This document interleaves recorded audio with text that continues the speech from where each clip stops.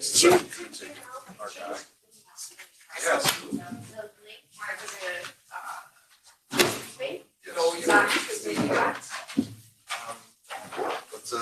They were just checking out. Hi, good morning. Well, Dr. Fisk. So that will be web stream. Thank you for having us. No, here. Yeah. And this is by the following, right? I was just a technician, but he was only for electricity, so that was the wrong guy. Well, Roger, did you have questions about? Yeah, so, Hey, how are you?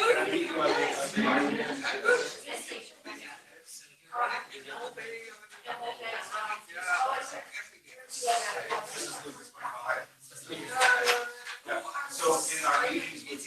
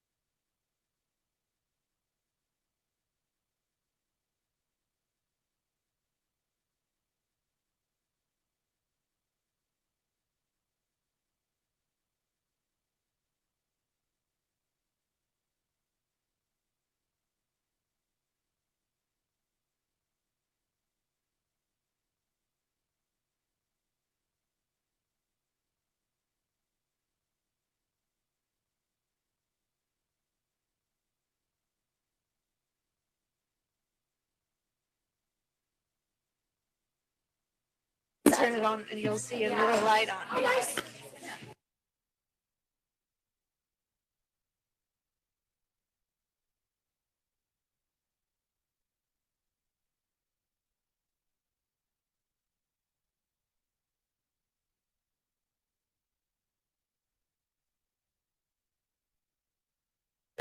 This, what is this person speaking?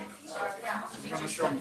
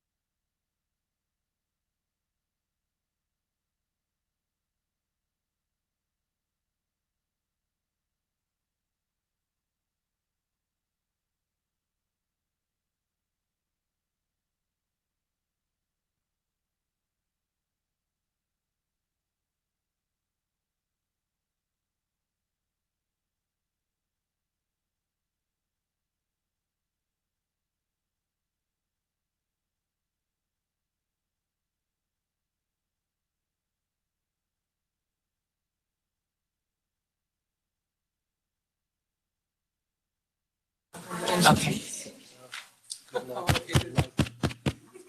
Hello, testing. It's the, it's not a GMO, no, it's a new whatever. Just so everyone in the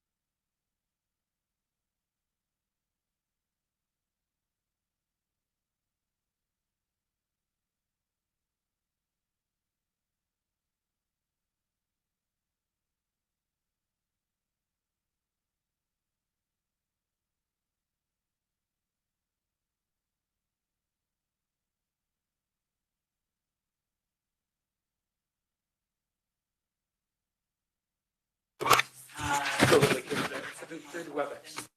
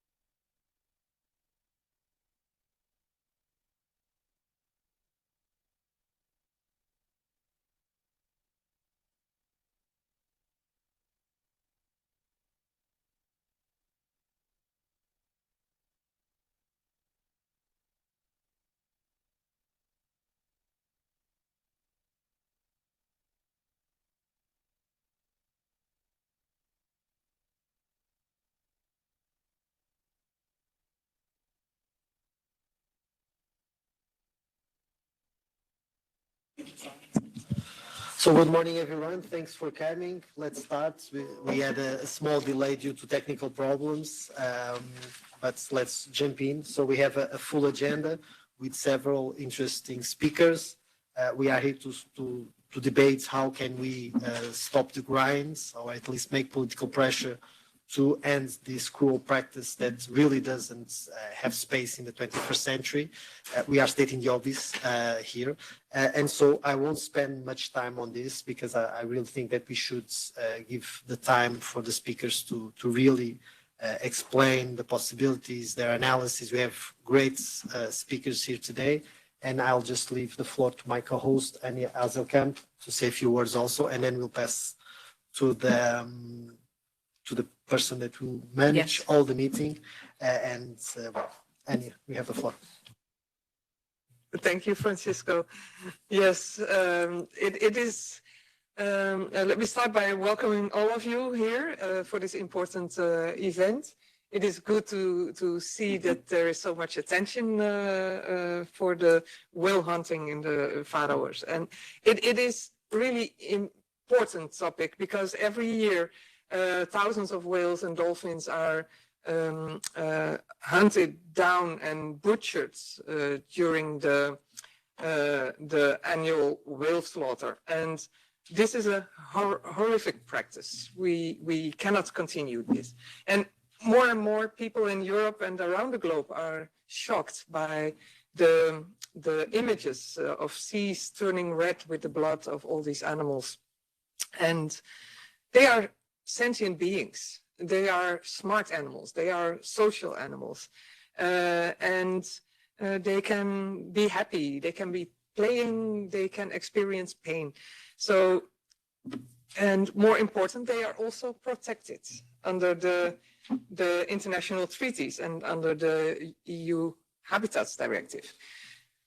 As when I was elected as a member of the parliament a long time ago, 2014 already, we have received hundreds, maybe thousands of emails of citizens really concerned about this practice and asking us to stop this one way or another.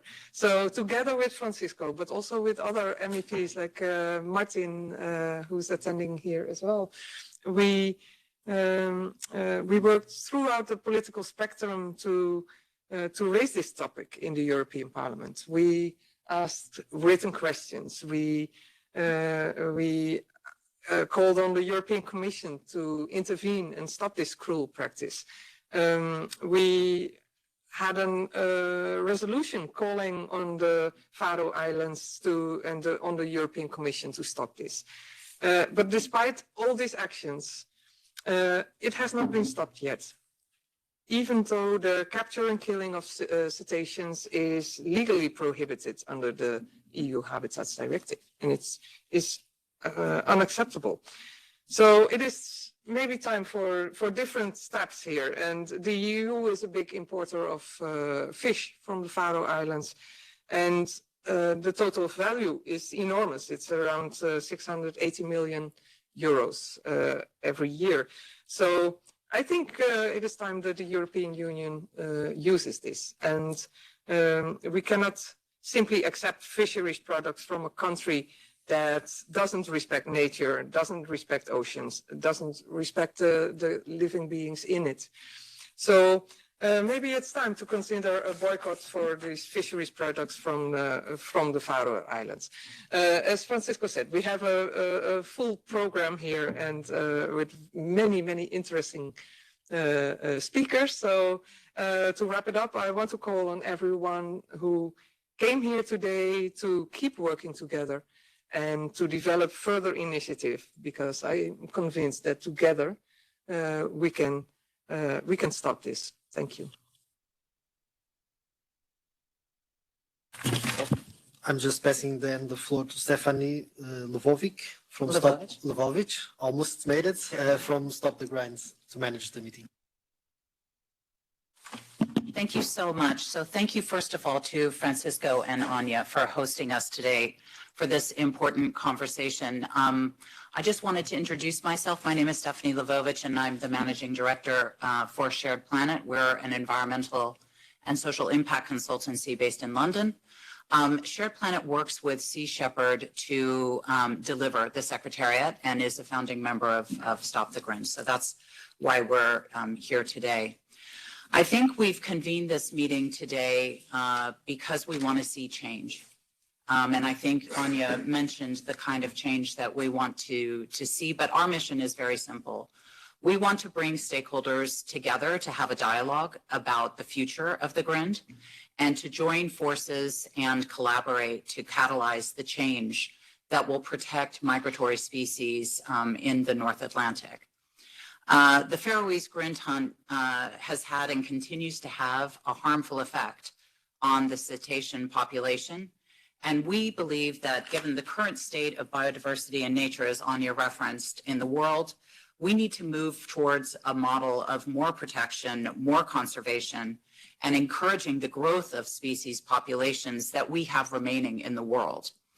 Our objective at Stop the Grind is to bring together dialogue and bring it up the political agenda.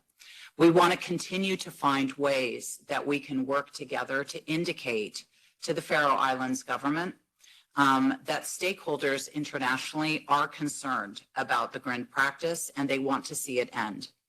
We recognize, however, that change ultimately will come from the Faroese themselves, and we respect the fact that this is an issue of national importance for them. I wanted to share with you that we actually also invited a range of stakeholders to this discussion who have a different perspective from our own. And this included the mission to the of the Faroe Islands to the EU, the permanent representation of Denmark, a number of ministries from the Faroe Islands, the chief physician of the Faroese Public Health Office, NAMCO, and a range of other stakeholders to try to invite them to the table to have this conversation with us. Unfortunately, we didn't receive a response or we had declines from a number of them, which included the Faroese mission here in Brussels. Of course, we understand and respect their hesitation, given the conversation, obviously given our mission. Having said that, we're hoping that following this initial kind of stakeholder conversation that we're going to have this morning, that we will have the opportunity in the future to convene more discussions about the Grind and that they will reconsider next time. So if we turn to the agenda today, you'll see that we have a range of conversations, and the format of our discussion is going to be a series of presentations in the front end of this panel meeting, and then we'll open it up for a wider contribution from everybody. But we have presentations first from the Sea Shepherd. And this is going to be focused on the Grind itself and the Stop the Grind Coalition. So we thought it would be helpful to introduce this context of the Grind a little bit to you, just in case there are people here who are less familiar with it. And of course, Sea Shepherd has had significant involvement in the effort to stop the Grind internationally over many decades. And of course, they are also the founder of Stop the Grind Coalition. So I wanted to first introduce our speakers. So first we have Valentina Krast. Valentina is a campaign lead for Sea Shepherd Global. She focuses on the Faroe Islands campaign. She's a lifelong animal rights advocate with 11 years of experience with campaigning for animals in different roles and has directed the campaign for Sea Shepherd on the ground in the Faroe Islands. So I think she brings a very deep firsthand understanding of the local context. We have Heather Stimler, an American-born journalist who joined Sea Shepherd Global as media director in 2016. She studied political science and environmental policy at Carleton College in Northfield, Minnesota, and at the University of Paris in France, where she's lived since 1995. And finally, we will be hearing from Roger Fisk, who is the Director of Communications for Sea Shepherd Conservation Society in the U.S.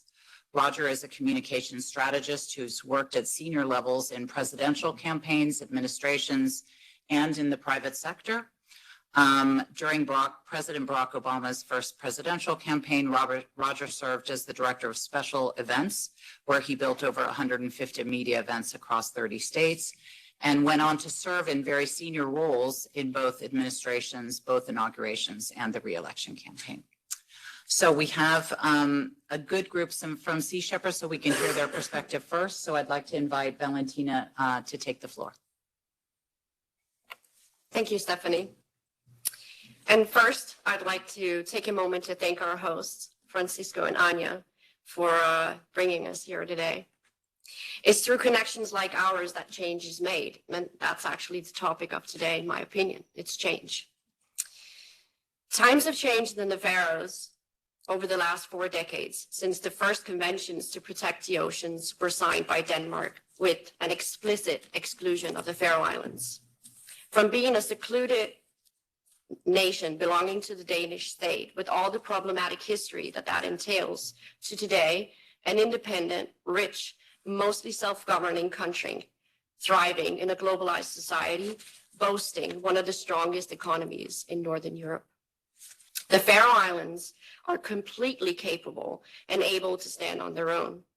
To even state these obvious facts feels a bit insulting to me as a Dane, with both respect and historical understanding of this nation. But it needs to be said, because although the times and living conditions no longer resembles the life on the islands in the 1980s, and the Faroe Islands connection to the international community is strong and profitable, the world around us still conveniently seem to classify the Faroe Islands as a nation in need and as a nation dealing with harsh living conditions when the topic of whaling arises. Whaling in the Faroe Islands has changed too, from a time where the community depended on grown men going out in small boats to sea, risking their lives to provide for their family and ensure that there was enough food for everyone, to today, where a call is made from an iPhone, the announcement of a kill is online, and men leave their comfortable homes in their modern cars to drive down their expensive speedboats to do a quick trip out to sea to drive back hundreds of dolphins with no trouble whatsoever. The activity itself no longer has any traditional elements to it. Engine-driven boats, jet skis, are used to force pilot whales and dolphins into shallow waters to be killed, while the whalers at this point hardly break a sweat. The hunting of pilot whales have become so efficient and easy in a time where it's never been less necessary. Today, a group of whalers can take out their boats and drive 1,400 dolphins into a fjord, kill them all, as we saw in 2021. Images that truly told the story of a modern society's disregard for our planet's wildlife. And I do realize that such a statement will infuriate a proud Faroese, as they would categorize themselves as respecting and living with nature far better than the rest of us. But their action speaks louder than words. In the last 10 years alone, more than 9,500 dolphins and pilot whales have been driven and killed in the Faroese fjords.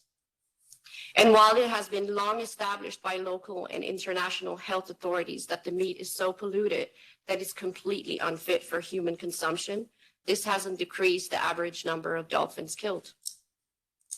Wasted whale meat is at this point very well documented by Sea Shepherd. Simple math each year reveals that far too much whale meat is distributed around, more than the entire population could consume.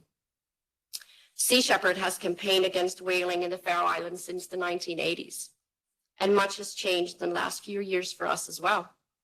We acknowledge that our aggressive exposure of Faroese whaling has been extremely successful in informing the international public about what goes on. There is no doubt in my mind that we sit here today because of our persistent documentation of the Grind. It reaches millions of people such as yourselves.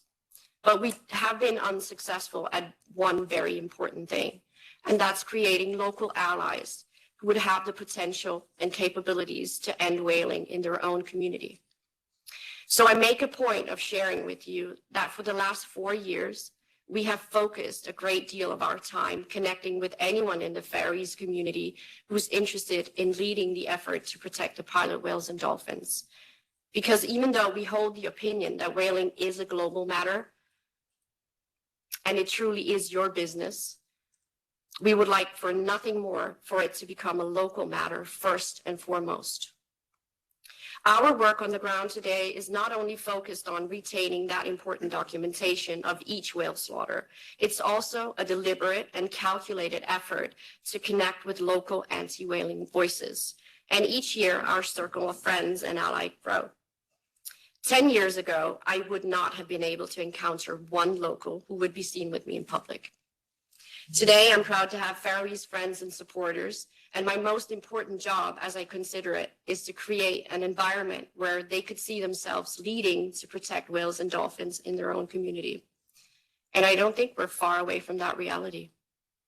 The documentation of the 1428 white-sided dolphins in 2021 was done entirely by a local Faroese friend who we connected with in 2020.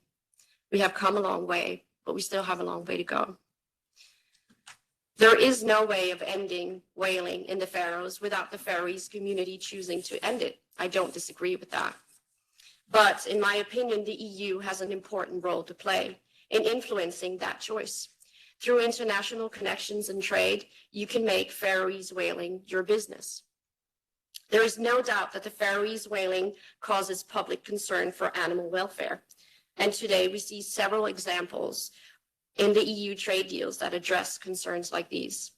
For example, in the case of seal products, in response to concerns of European consumers about the animal welfare aspects of the killing and skinning of seal, several member states adopted legislation regulating trade in seal products by prohibiting the import and production of these products.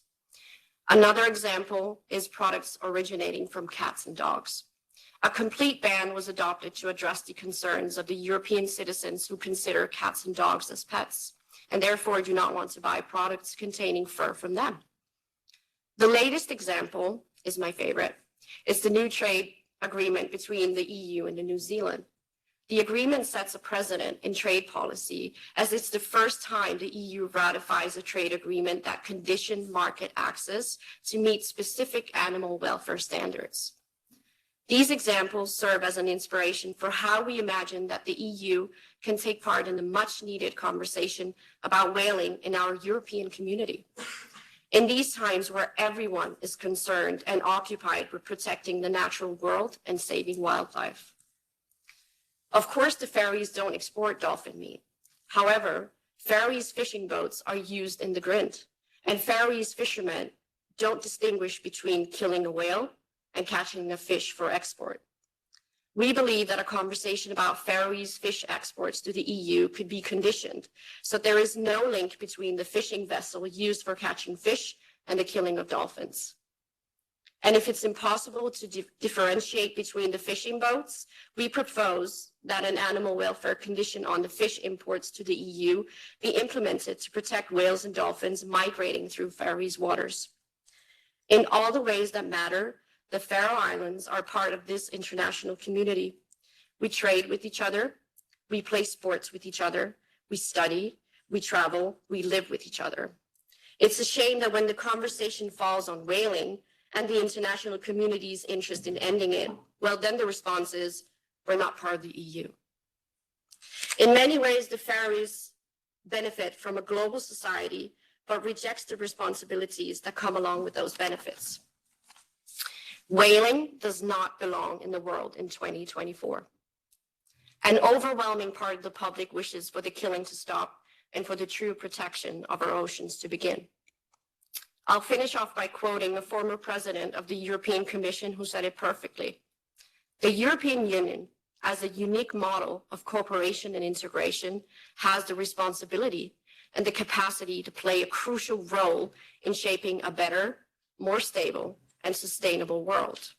And in this conversation, we're asking you to play a key role in doing just that. Thank you.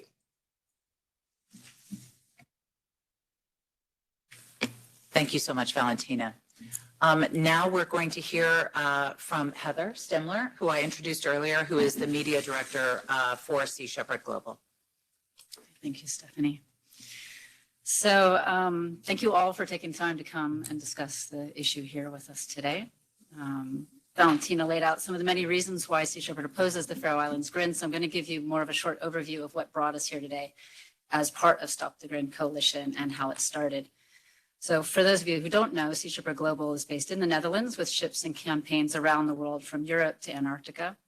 Some of our most successful campaigns since I've joined in 2016 have been our IUU campaigns in the Mediterranean Sea and off the coast of West Africa, fighting illegal, unreported, and unregulated fishing in partnership with local authorities, and in some cases, other conservationists. The key to the success of these campaigns has been those partnerships. However, in the Faroe Islands, as Valentina mentioned, we've been going it alone since the 80s. neither acknowledging nor partnering with other NGOs, whether they disapproved of our aggressive methods or not. And we've been very successful at bringing attention to the Grind. Every slaughter we documented and shared with the international press made headlines. If it bleeds, it leads, and it always bled. And each time there's been outrage, the same public outcry of how could they, the same response from the Faroes of it's tradition. And then after a while, the furor dies down until the next slaughter, rinse and repeat all over again, over and over and over. As a media director, I will never complain about press coverage, but it started to feel repetitive without getting us anywhere along to stopping the Grind. So we have been here at the EU Parliament twice before. This isn't our first time. The last time was in 2017 when Sea Shepherd Netherlands and several dozen MEPs gathered the thousands of signatures necessary for a motion to hold Denmark responsible for providing police and military assistance to protect the Grind, mostly from us. When that didn't work, we went back to our default methods of document, share, stoke international rage. 2 years ago, however, a few things happened that changed this. Obviously, on September 12th, 2021, the largest Grind ever recorded in modern history, possibly the largest single slaughter of marine mammals ever, took place in one day. The slaughter captured on camera by a local, and thanks to Valentina's relationship with that person on the ground, he gave that footage to Sea Shepherd. And we distributed that, and it went viral more than anything we had ever published about the Grind. And I think a lot of that was due to a documentary called Seaspiracy, some of you might have heard of, that had come out just a few months earlier and basically gave people an idea of the Grind that they might not have heard before. So it was already very fresh. It was very controversial, but it was one of Netflix's leading documentaries. So more people knew about the Grind when a few months later this Grind took place. The other thing that was interesting is these were Atlantic White-Sided Dolphins. Pilot whales are dolphins too, but the dolphins killed that day were the cute dolphins that everyone thinks about when we think of what dolphins look like the puppies of the sea. The modern efficiency, as Valentina mentioned, of using the speedboats and jet skis meant that they were able to catch more of these fast dolphins than they ever would have been able to capture using the slower boats. They had clearly taken on, the footage showed, taken on more than they could actually handle. And the footage showed more than usual, a sloppy and agonizingly slow slaughter. Long and drawn out scenes of suffering, a juvenile dolphin still moving after having its neck cut and its body thrown onto the beach. The outcry was huge and unique. And again, it spread around the world faster than we thought. And because of that, the international criticism also revealed internal criticism. That was new for us as well. So the Faroese Prime Minister, former Faroese Prime Minister, and a current Danish MP, Edmund Johnson, who stated in the local press that the Faroese government must take criticism of the dolphin hunting seriously and respond through policy change.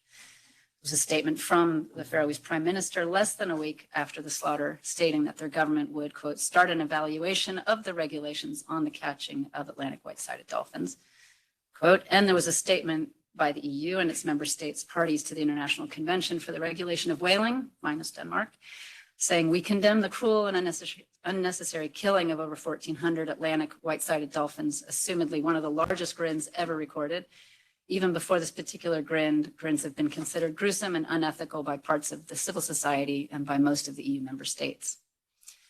The Faroese press figured it would all blow over within a few weeks as normal. But instead, in October, less a month later, we joined forces with Shared Planet to create the Stop the Grind coalition to keep the momentum going by uniting and amplifying all the many voices speaking out against the Grind, whether that be locals in the Faroes, other NGOs, or politicians in the EU and the UK. Global was already working with Stephanie and her team doing research about marine populations in countries in Africa where we were working, in Gabon, Liberia, and the Gambia to support communications around our IUU campaigns there. But it was Shared Planet who spearheaded the Stop the Grind coalition and who keep us focused on the bigger picture while Valentina and her crew continue the work on the ground. Sea Shepherd has the audience. We've always had a huge audience on this, and we have the on-the-ground experience, but Shared Planet knew how to map out a long-term strategy, building key stakeholder relationships, pursuing economic impact, finding new ways to raise awareness, not just about animal welfare, but also the health implications of the Grind. And as she mentioned, the Stop the Grin Coalition aims to bring together all of the different groups working towards the same goal, from NGOs to influencers and politicians. Some of you who are here, thank you for joining us. But we're also committed to constructive dialogue between all parties, whether for or against the Grin. And in the past 2 years, some of our actions have been to help gain the 100,000 signatures in the UK necessary for the UK Parliament to discuss the Grin.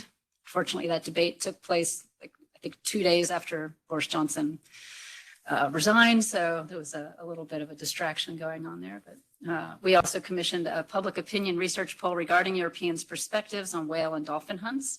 Overall, the findings confirm the hypothesis that the UK, Danish, and German residents are opposed to hunting of whales and dolphins and are willing to take action to pressure other countries to abolish these practices. Those were the only 3 countries that we polled in.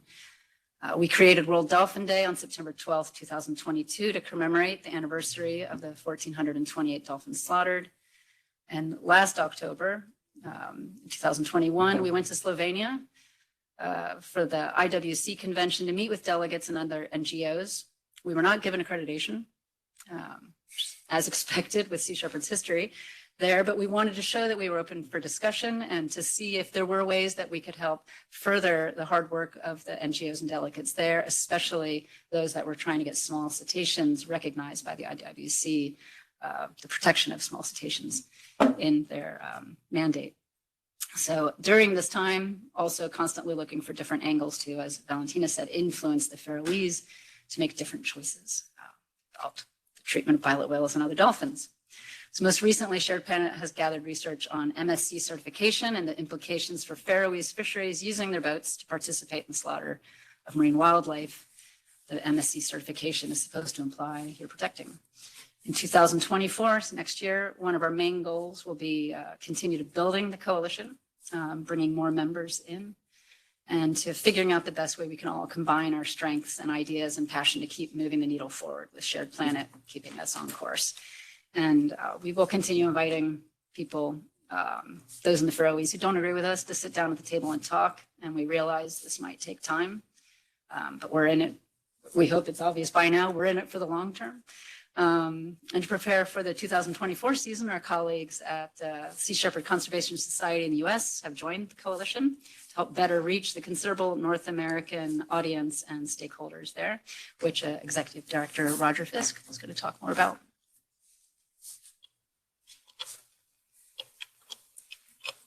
Wonderful. Thank you, Heather. Thank you, Valentina. Thank you, Francisco and Anya. I've worked for 1 or 2 elected officials in my time, and I realize that there's probably 10 or 15 other things you could be doing right now.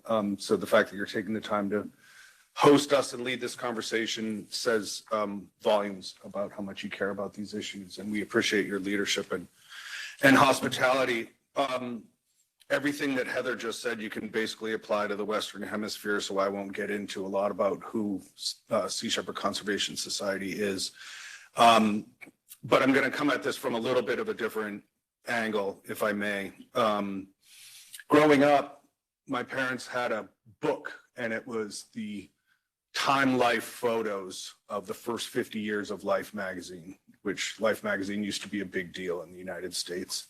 It's no longer, like a lot of print publications. But one of the pictures in it was of a tradition in the Midwest parts of the United States where people used to go out multi-generations and herd a bunch of foxes into a circle. And then the children of that town would be given sticks and pushed into the center of the circle, and they would beat the foxes to death. And as a 7 or 8-year-old, seeing that picture and being roughly the same age as the young kids that were pushed out to do that, I would submit a couple questions to you in the course of my presentation, which will be brief. 1, does anyone think that those kids would do that on their own? And the answer, I think, is no.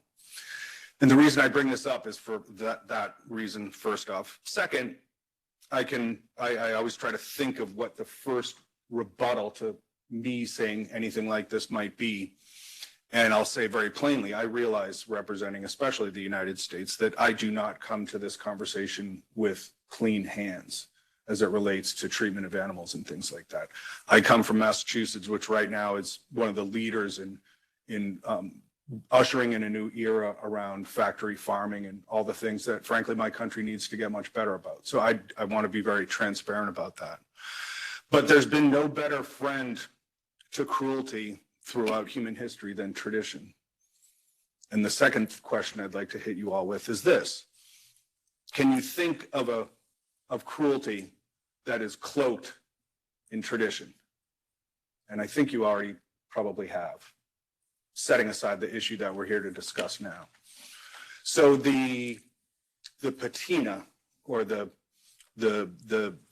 context within which this is presented, you heard Valentina talk about the health aspect. So I think the food context of this is largely extinguished, both in historical terms and in public health terms, which really leaves us with tradition.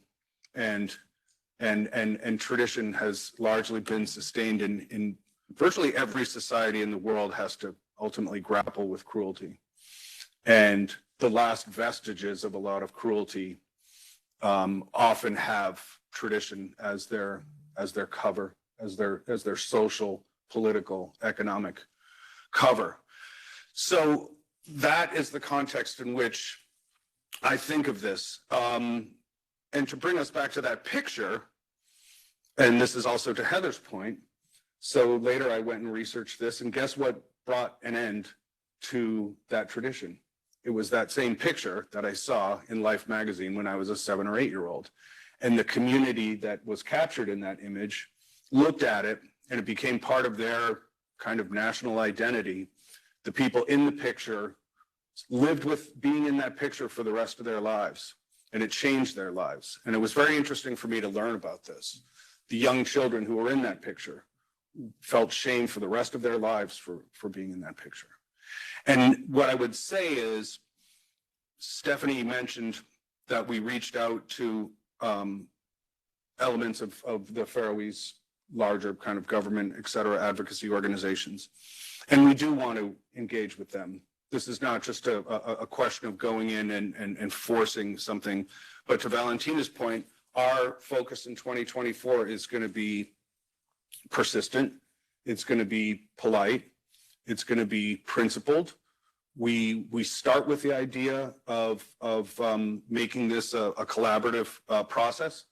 And we are approaching this with the full spectrum of diplomatic, economic, political, social tools, wherein we can ultimately do what I think we're all bound to do morally in our lives, which is do what we can to reduce suffering.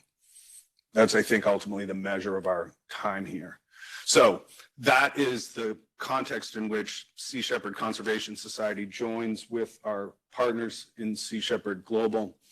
And that is the kind of framework and the foundation that we are approaching 2024. And we are fully committed to this work. And I just want to close again with gratitude to our host and some of the other members that are here as well. And we just look forward to being a resource and a partner to everyone here. And thank you very much for having me. And Stephanie, I'll hand it back to you. Thank you. Thank you, Roger, so much. You can see just, we thought we would share, as you can see on the screen in front of us, just a bit of an overview about our work and the areas of focus. And because, part of our aspiration for this meeting is really to talk to you about pathways for 2024, we thought it would make sense to just share some of our perspective and some of the work that we've been doing. And we can focus on that a little bit later in the discussion. But, we are, as Roger indicated, exploring a wide variety of pathways towards applying pressure, external pressure to the Faroese government. And we, as Heather mentioned, we have conducted opinion research. We wanted to understand where consumers sit in this, where the general public of Europe sits. So we've conducted research around, would they support boycotts? Would they support amendments to free trade? And the answer was a resounding yes. We are looking at the trade angle, and we're going to be talking about that later. We've been engaging with retailers, particularly in the UK. The UK has a huge trade imbalance with the Faroe Islands, and we've been exploring pathways of reducing the amount of Faroese fish imported. Looking at both the MSC certification standards as it applies to the Grind and some of the Faroese fisheries certification, whether or not that is justifiable given the principles of the MSC, but also the concept of dolphin safe, right? Applying obviously to bycatch, but is there an opportunity to explore a widening of the definitions of dolphin safe when dolphins are being intentionally killed by the same fishermen, as Valentina indicated, who are supporting the fishing industry and the Grind at the same time. And then pursuing also some of the partnerships with NGOs who are active on the IWC, the International Whaling Commission, and the potential for schedule change that would include small cetaceans. And of course, all of these work streams are incredibly complex. And so we would be very grateful for your perspective on what pathways you see as having the most opportunity from a European perspective. Okay, so that brings us next to our next piece on our agenda, which is the legality of the Grind hunt. So one of the most frequent questions that we receive when we meet with people, either from the government or other stakeholders about the Grind, is really a question about how is this kind of tradition possible in Europe today? How is this compatible with the modern world, but more, what is the legal basis for that? Like, is that actually allowed? And there's confusion about how the Faroe Islands are able to continue the Grind hunts and what role the EU institutions can play and what role Denmark should play. So to shed some light on this topic, we have invited Alice Di Concetta, who's the founder and legal advisor for the European Institute for Animal Law and Policy here in Brussels. Alice will be focusing on helping us to understand the legal basis of the Grind and whether there are legally focused pathways available to challenge its existence. Alice is a legal advisor to the European Institute for Animal Law and Policy, a think tank that she founded, and specializes in issues that relate to animal welfare and in EU animal law and policy. The Institute focuses on research and analysis, strategic advice, and monitoring. She's a lecturer in animal law at the Sorbonne Law School and in animal ethics at Sciences Po. So Alice, welcome. Thank you so much for taking the time to share your knowledge, and over to you. Thank you so much, Stephanie, for such a kind introduction. So it is indeed quite puzzling that such a cruel practice, such as the Grind, is allowed to persist in Europe. So my presentation will really explain the legal mechanisms that allow this practice to persist. So before diving in, let's take a look at the legal structure of the relations between the Faroe Islands and the EU. So as was said before, the Faroe Islands are an autonomous territory of Denmark, meaning they are a sovereign country, independent from Denmark, although Danish law applies when it comes to justice, currency, foreign affairs, defense, and police. So pretty much everything except environmental protection and fisheries policy.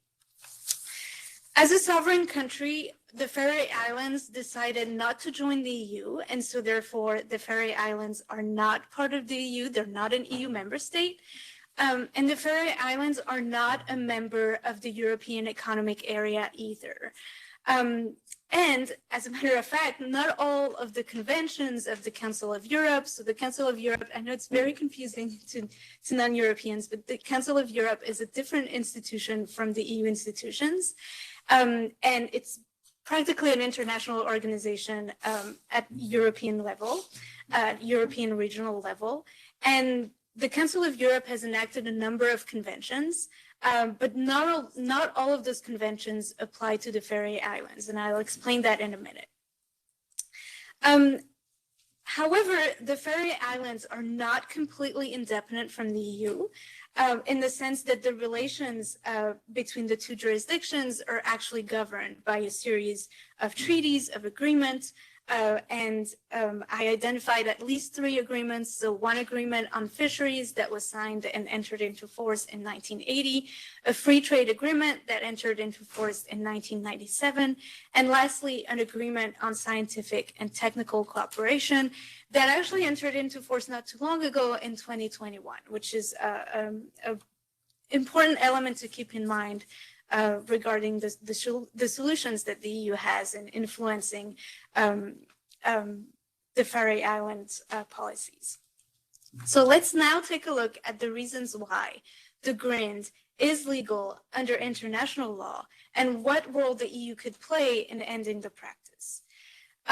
So Faroe Islanders kill species of marine animals, marine mammals, that was said before, whose taking is actually prohibited under international law.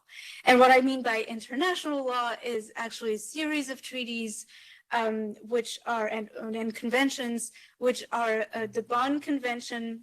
So that's the next slide, please.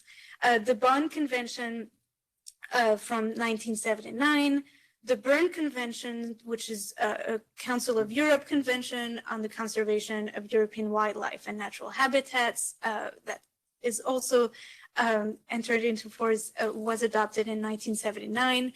The Convention on International Trade in Endangered Species of Wild Fauna and Flora, the CITES Convention, it's probably the most famous of international conventions regarding protected species.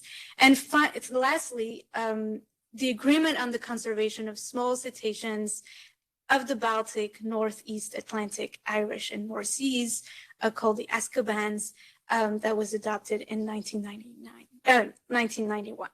And just as a side note, the EU and or the EU member states are all parties, signatories of all of those conventions and agreements.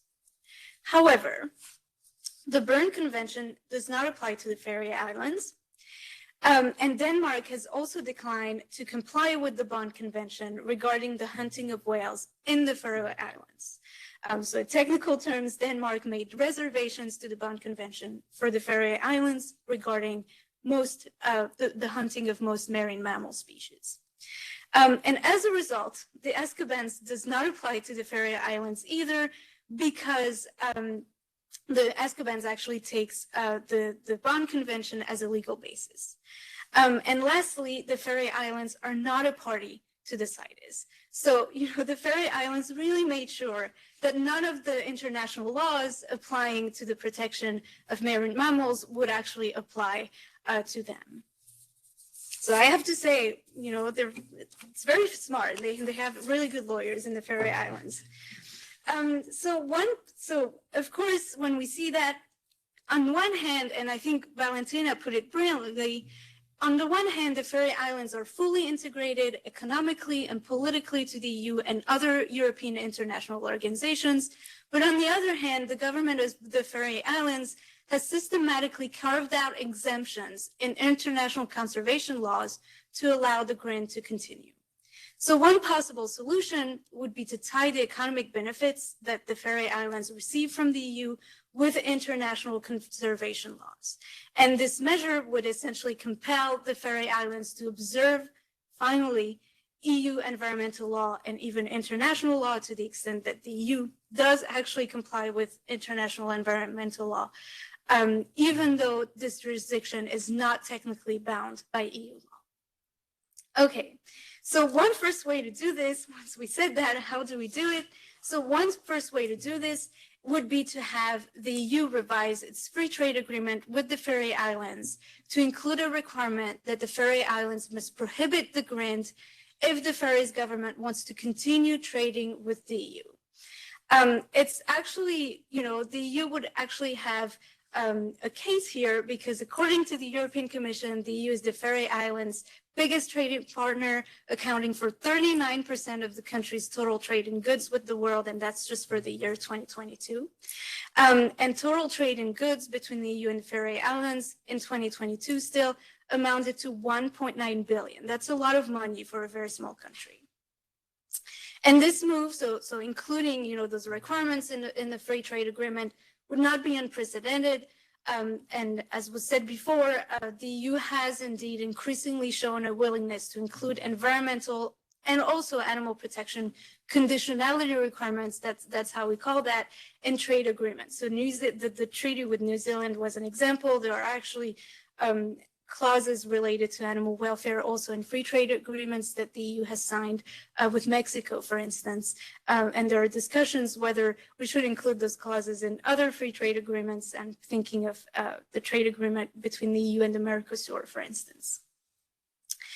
So I've also identified another agreement in which the EU could include a similar conditionality requirement, which is the Agreement on Scientific and Technical Cooperation, which was signed with the Faroe Islands, which the EU signed with the Faroe Islands in 2021.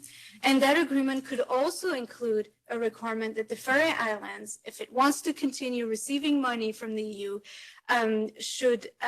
must prohibit the grant. So just to tell you a little bit more about this agreement, under this agreement, the Faroe Islands receive Horizon 2020 funds. Horizon 2020 is a program that the EU, a scientific program that is funded by EU taxpayers' money to support scientific projects. And in the case of the Faroe Islands, those projects concern sustainable agriculture, forestry, and ironically, marine, maritime, and inland water research, bioeconomy, climate action, environment, food security, resource efficiency, and raw materials. So again, it's not a small thing to the Faroe Islands since they have received close to 4.8 million euros under the Horizon 2020 program. And in my opinion, it doesn't sound too unreasonable that the EU would actually require the Faroe Islands to actually protect its marine wildlife in exchange of receiving that money. And with that, thank you so much for your attention. I look forward to your questions and comments. And again, thank you for the coalition and the hosts for having me here today. Thank you. Thank you. Thank you, Alice. Thank you so much. That's incredibly interesting. And I know I was vigorously taking notes for the conversation that we're going to have later because we're going to open it up to a wider discussion just after our next speaker. We have a speaker virtually who is dialing in from the US at a ridiculously unreasonable time. So I want to say thank you so much first for joining us.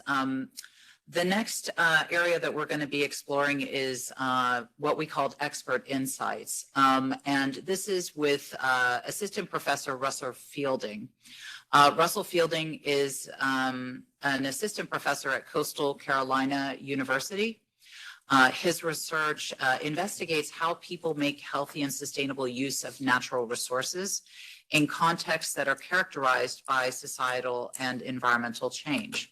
He's a whaling expert, and he has worked on the Faroe Islands issue actually for 18 years.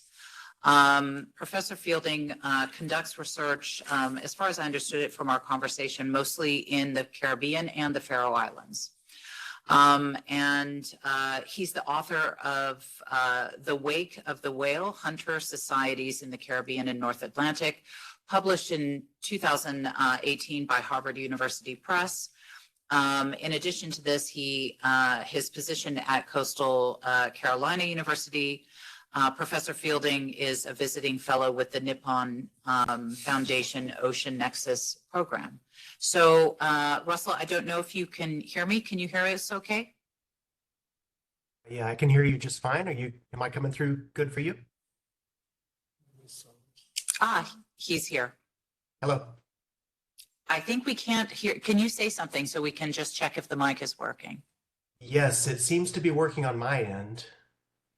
We can't hear you. Is there anyone technical here who can help with that? Just one moment, Russell. We're trying to work it out. We can't hear you, but we can see you.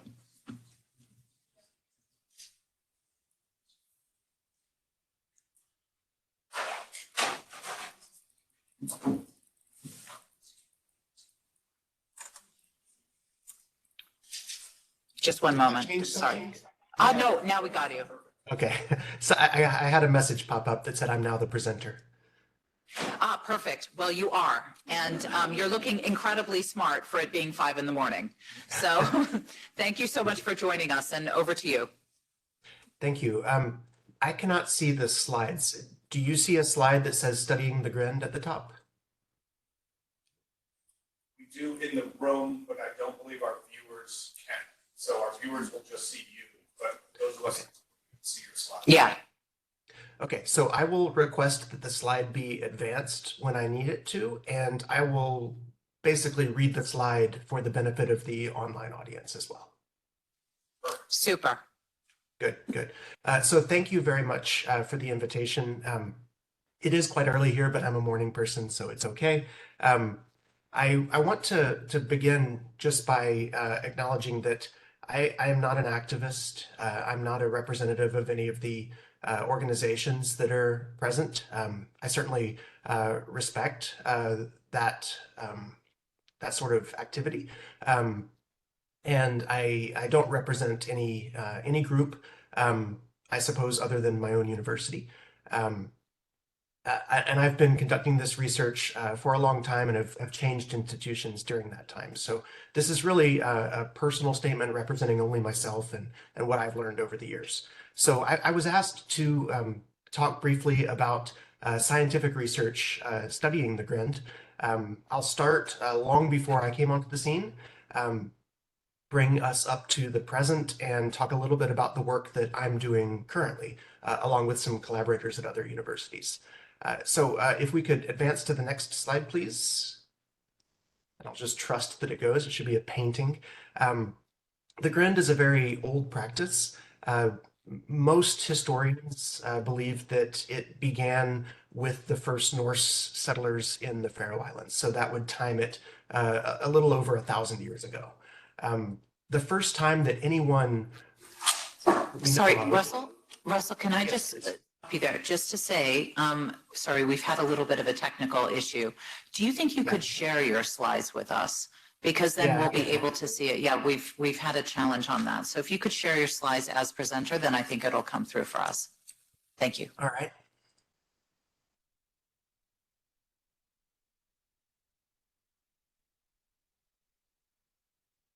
Perfect. We can see. Great. Okay. Catch up then. Okay. So this is a painting by a Faroese artist named Samuel Jönsson Michinus. It was painted in the mid-20th century, but depicts a scene much older. Most analysts, most historians believe that the Grind is at least 1,000 years old, having been brought to the Faroes with the first Norse settlers. The first time anyone described the Grind in writing that we know of that survived is this instance here by Peter Clausen Friis, who wrote in 1632. And let me pause for a second and just clarify. I believe now that the online participants can see the slides. Is that right? Yes. Okay, I won't need to read everything on the slide then. This was the first recorded documentation of the Grind from 1632, and it's important to note that he is talking about something that happened approximately 50 years earlier in the 1580s, but he also mentions that this activity had been happening, quote, in ancient times. So it's a very old activity that took place without scientific scrutiny for most of its history. The first really systematic descriptions of the Grin, something approaching perhaps a historical or ethnographic type recording, took place in the late 1700s and then in the late 1800s by Jens Christian Svabo and Hans Christopher Mueller, both Faroese authors who wrote about the Grind in more of a detailed description than just mentioning that it had happened. Since then, though, since the late 1800s, most of the discussion about the Grind took place in the genre of literature that we would classify as travel writing. That is to say, outsiders coming into the Faroe Islands, observing the Grind and writing about it in their accounts. There was very little Faroese-led analysis of the Grind. It was seen as a part of daily life, not that it happened daily, but just a part of unremarkable Faroese existence to many people in the country. But of course, it was something very unusual and noteworthy to people traveling in the Faroe Islands. So here are just some examples. I'm going to cite a lot of literature here in my presentation, and the goal is to give anyone who's interested resources. If you want to screenshot or jot down the titles of these books, these would be interesting for you to read and get a bigger perspective than I'm able to present here. Starting in the 1970s, Faroese scholars themselves began to really apply systematic cultural research methodologies to the Grind. One of the earliest was Jon Paul Jonsson, the Faroese ethnographer, pictured on the left. And then another came a little bit later in the late 1980s, Kate Sanderson, not Faroese by birth. She is originally Australian, but has basically adapted into Faroese culture, speaks the language fluently, and as I understand now, serves in the foreign ministry representing the Faroese abroad. Both of these scholars and others, I should say that I'm not going to be exhaustive here. Both of these scholars examined the Grind from a cultural, anthropological, and in Sanderson's case, literary and linguistic perspective. During the Second World War and in the decades that followed, foreign cultural researchers, that is anthropologists, ethnographers, economists, in the case of Sean Cairns, began to write about the Grind and its place within Faroese society and the Faroese economy. This corresponded with the time of the most prolific hunting. I'll show you a chart later that shows the number of whales taken over the years. The Second World War, the 1940s and into the 50s, still today was the high point of the number of whales taken per year. Starting in the 1980s, Faroese scientists began to conduct marine biological research into the Grind. This was led at first by Doretta Bloch. She was Danish by birth, but another Faroese immigrant, or immigrant to the Faroe Islands. She worked under the auspices of the Natural History Museum. When she died in 2015, her legacy really was carried on by Bjarni Mikkelsen, who now works for the Faroese Marine Research Institute. I'm going to talk a little bit about the specific kinds of marine biological research that these institutions have conducted.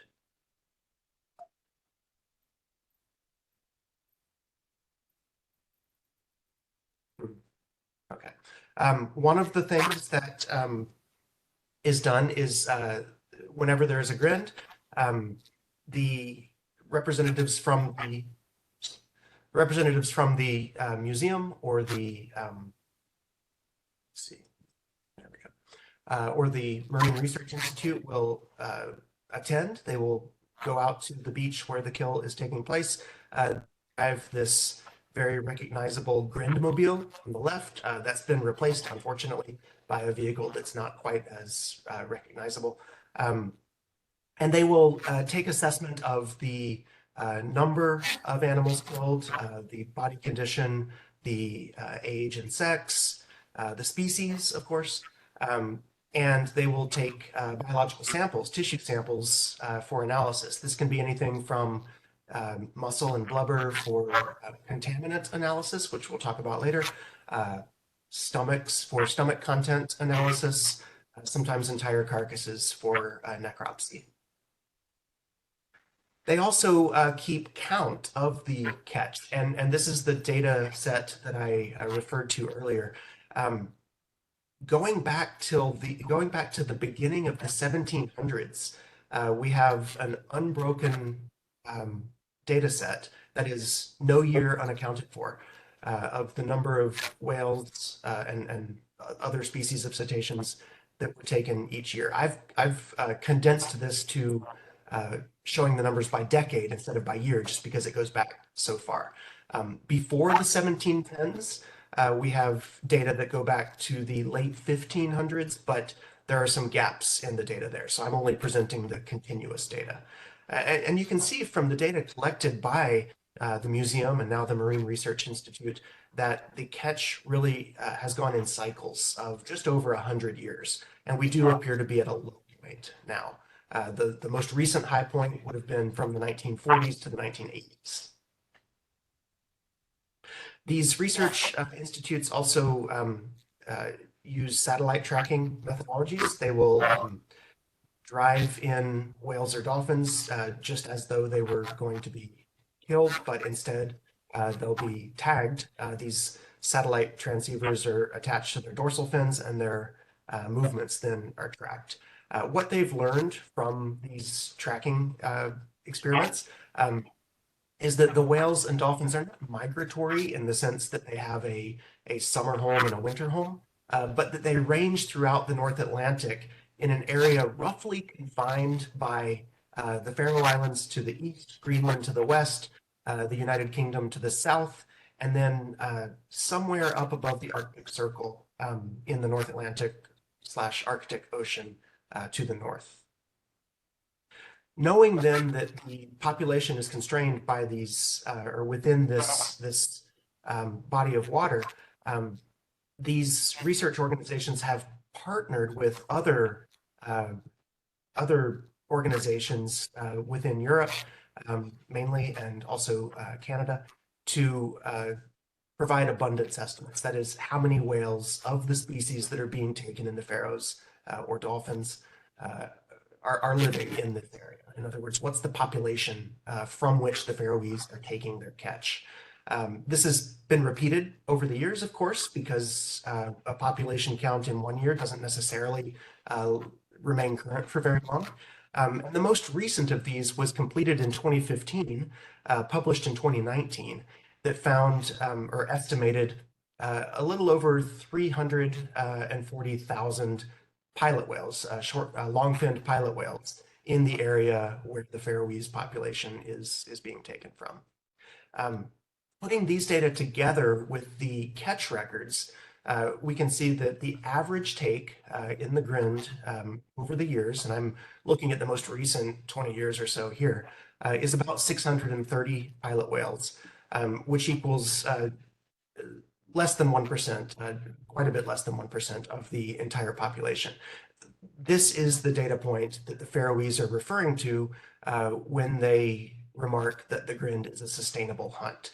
I recognize that there are dissenting voices. I recognize that the idea of sustainability goes beyond simply these numbers. But this is what they're referring to. I want to show the scientific underpinnings of that claim. The protests have been mentioned. Our colleague here from Sea Shepherd mentioned that her organization has been present in the Faroe Islands since the early 1980s. They were predated by Greenpeace by just a couple of years. A significant moment in the anti-Grind protests came in 1987 with the BBC. I may be wrong here, but I believe in collaboration with Sea Shepherd, produced a film called Black Harvest.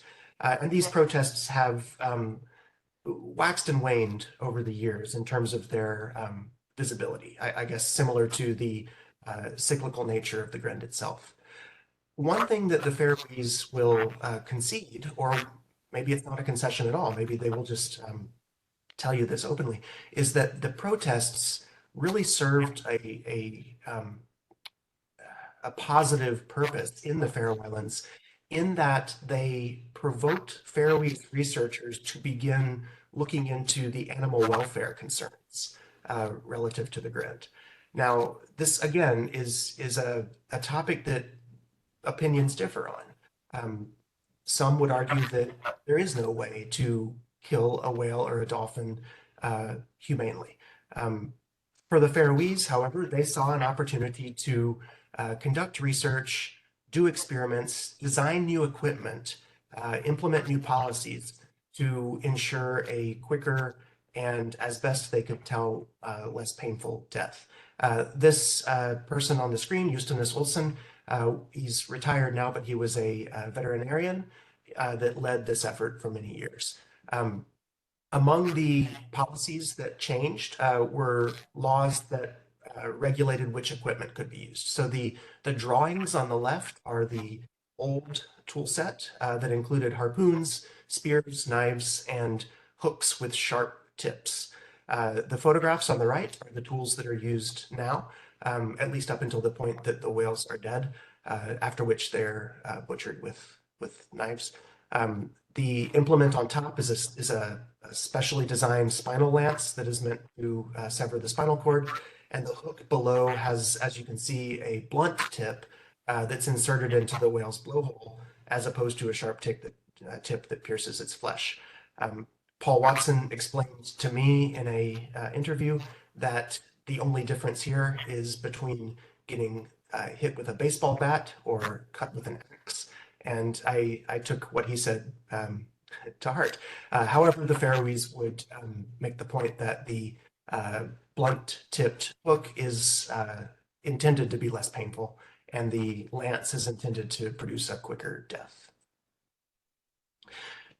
In the late 1970s, I realized that my timeline is overlapping here, and we're going back and forth a little bit, but a lot really happened in the 70s and 80s. A lot of change really took place in the Faroe Islands in terms of the worldwide stage of the Grind and the recognition that research needed to take place. So in the 1970s, the Faroese health officials, in collaboration with Danish and American researchers, began to conduct medical research looking at the possibility of human health effects from the contamination that is known to be in the tissues of the whales. And I'm going to spend a minute here kind of going through this because I think it's an important timeline for us to consider.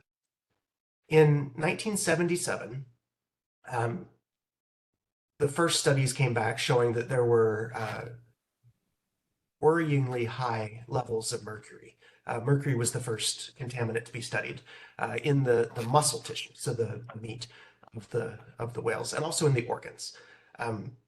The health authorities then in the Faroes issued a recommendation, a voluntary, of course, recommendation that people eat no more than one meal that included pilot whale meat weekly, and that they abstain from eating the organs altogether. Prior to this, the liver and the kidneys were often consumed. In 1980, 3 years later, they added another recommendation that no one who is pregnant eat the meat. And of course, the previous recommendations still stood for everyone else to eat no more than once weekly, and for no one to eat the organs. 9 years later, the results of studies looking at the chemical contents of the blubber, which is also consumed, came back, showing high levels of PCBs. Certain chemicals adhere more to certain tissues of the body than others. Mercury is found more in the lean muscle and the organs, while PCBs and several other chemicals are found more likely in the fatty tissue, like the blubber. Because both are consumed usually together Another recommendation was made that people eat no more than one meal monthly, whereas it had previously been one meal weekly. 9 years later, in 1998, a recommendation was made that no one eat blubber, no women eat blubber until after they had, in the words of the recommendation itself, until after they had given birth to their children. And what this was generally understood to mean by the Faroese public was that premenopausal women should not eat the blubber, owing to its high levels of PCBs. They also recommended that no women who are pregnant, nursing, or even planning to become pregnant eat any meat from the pilot whales. And then in 2008, 10 years later, the most dramatic recommendation of all came out, and this is the recommendation that is still current today, that no one eat any pilot whale meat or blubber at all, regardless of age, sex, pregnancy. There is no frequency with which consumption could be did. And this recommendation was written in really the stark language of public health literature, but it concluded with, to me, what was a very touching paragraph, with these Faroese researchers reflecting on the gravity of what they were saying. They wrote about how it was with great sadness that they were recommending this change. They reflected on how the pilot whale had been a mainstay of the Faroese diet, and at times during famines in the past had actually kept Faroese people from starvation. And they concluded with this sentence, you can see, but I'll read because of its importance. But the times and the environment are changing, and we therefore believe that this recommendation is necessary from a human health point of view. And I should note here that there are actually two competing health recommendations or dietary recommendations in the Faroes right now. The previous one came from the Faroese hospital system, and this one that you see on the screen now, which is more permissive, comes from the Faroese Food and Veterinary Authority. The Food and Veterinary Authority recommend that adults not have any more than one meal of meat and blubber together per month, but that women abstain from blubber until they've given birth to their children. That no one who is pregnant, nursing, or planning pregnancy eat the meat, and that the organs not be consumed. So really, the main difference between these two recommendations, the Faroese hospital system says no one should eat any meat or blubber at all. The Food and Veterinary Authority advised that one meal per month is okay, unless you are pregnant, nursing, or planning pregnancy. This is a source of confusion among the Faroese public. I'll talk about my own research a little bit later, but I will just give the preview here that will conflate these two recommendations and don't necessarily know that there even are two recommendations. So let's talk about my own research briefly. I first traveled to the Faroe Islands when I was a long-haired graduate student back in 2005. Was working on a shoestring budget, hence the hitchhiking.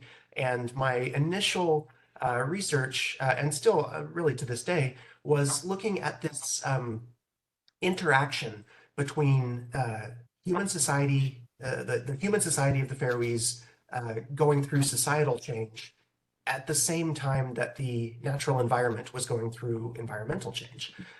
So I'll share some of my work here, just the titles and screenshots. Please feel free to look up any of this, read some of the research.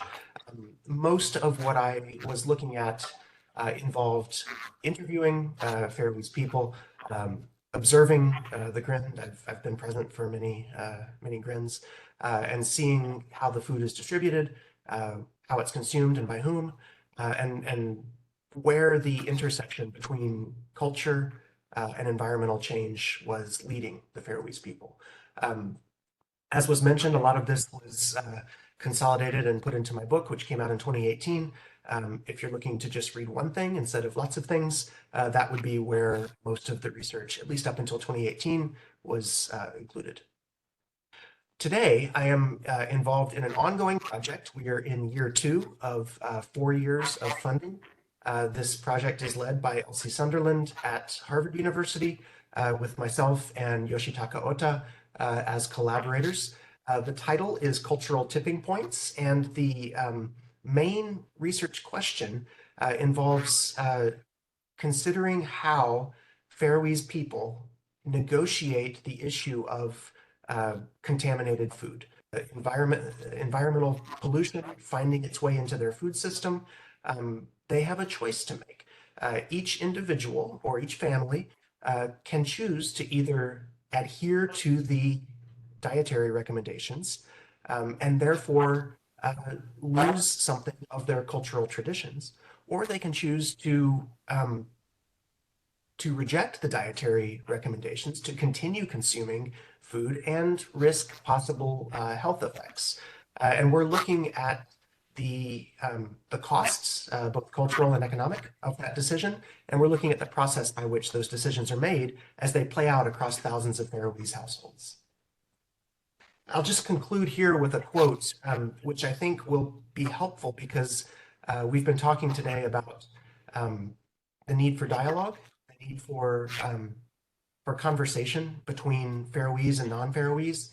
And I think one point, which I made in my book, can serve perhaps as an intersection point for getting those conversations going. And it's this fact that both the protesters, both the anti-whaling activists and the Faroese themselves, those who depend on whales as a food source, both want to see abundant populations of whales in the ocean.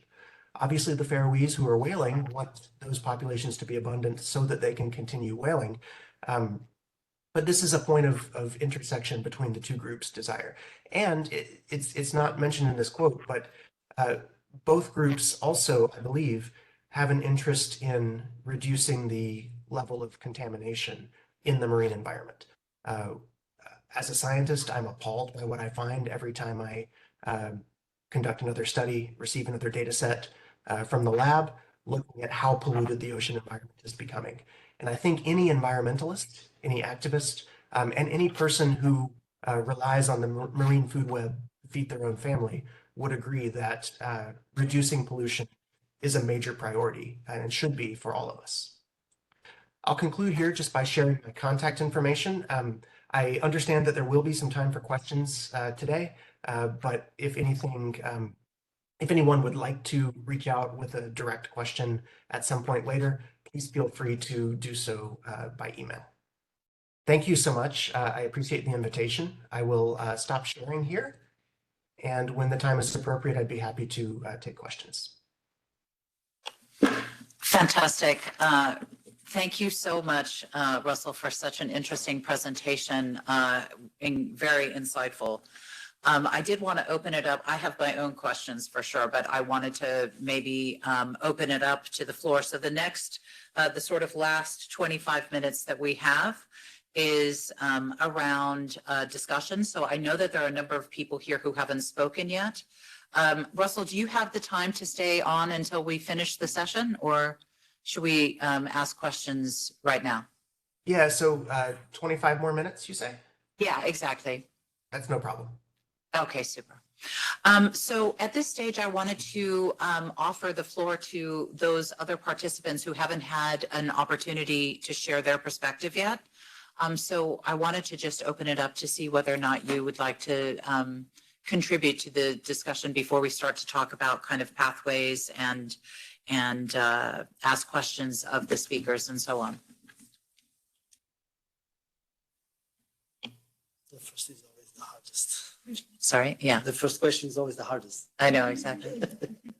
Stephanie, Well, yeah, can I jump in? absolutely. Yeah. Well, people think and maybe formulate their questions. I just wanted to thank you, Russell, for that presentation. It was extremely interesting to hear the historical facts, and I actually enjoy hearing them because I think that perspective is super important. So thank you. And Alice, thank you as well. That was fantastic to be able to put it in that legal language to see that there are actual pathways for us to work from here. The facts of this matter are important to us, to Sea Shepherd and to everyone around this table. So I did have 2 comments for about what we've been talking about today, especially also to the ones listening virtually. I would like to say that this is not an annual hunt. This is one of the things that are continued to be repeated. This is a hunt that happens when an opportunity arises, if there's sunlight, if the weather is good enough, and if the local authorities decide to do this, which brings us to the conversation about regulation. So if it's possible, if the weather conditions and lighting conditions allow it, you can kill whales if the local authorities decide to do that. So I think one of the first good things that around this table that we should take in is this is not like a once a year thing. It's not a 3 times a year thing. It's when the possibility is there. So that's one of the things. And then Russell, to your explanation about how the whales are killed and afterwards, I was happy that you showed the tools. But I will say that the whales are not done. They're not dead when those tools are being used. They're rendered immobilized and they're paralyzed. So that's a little bit different. The whales do have their necks cut open and they bleed out. That's how it works. So the knife as a tool is important to that actual fact that the whales won't be dead until they've been cut open. And that's a brutal thing to say, but that's the fact of the matter. And then I would like to raise in this room the question about the Faroese government's responsibility to protect its people. Like you say, Russell, it's been very clear that the recommendation to abstain from eating completely has been known for years. And for some reason, it's still up to the individual family or father to consume this meat. And I'm happy that you're doing research into the consequences of that. But I do find on a principle level, the main responsibility of any government is to protect its people. So if we are discussing the health ramification of this, the Faroese government should be protecting its people. It's been known for a very long time that this shouldn't be consumed. And the fact that it's still like an individual decision, to me, it's mind-boggling. And I just wanted to share that with you. I actually, just if I could just go quickly, I wanted to ask a question, Russell, I love the new research you're doing. That sounds incredibly interesting. And I just wondered whether or not you had insights so far or from your past work on how much of this meat is actually consumed. We have those 2 restrictions, or at least advice, sorry, not restrictions, but guidance on how much should be / should not be.